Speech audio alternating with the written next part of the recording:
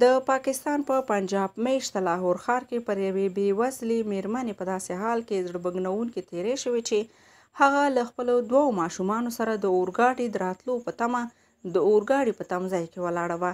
د دې میرمنې په اړه د لاهور پولیسو ویلي چې دا او دوه ماشومان یې د لاهور ښار د ګجراوالي سیمې ته د تللو نیت کړی و چې د دوو سړو لخوا په سیالکوټ سیمه کې د هغې د ماشومانو په مخ کې پر هغې ناوړه تېری وشو. له زور زیاتي سره مخ شوې میرمن یعنې ثنا په اړه پولیسو رسنیو ته ویلي چې دغو ځناورو لومړی پرې ناوړه تېری وکړ او د تېري وروسته یې د هغې د وژلو کوښښ وکړ.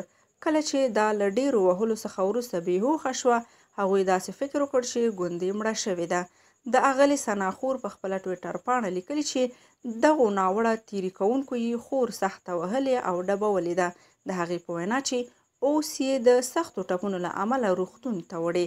هیره دې نه وي چې پاکستان هغه هیواد دی چې تل دا ډول د زور زیاتیو پیښې رامنځته کیږي. څه موده مخکې په کراچۍ ښار کې هم پر یوې وړې ماشومې زړه بګنونکې تېری شوی و.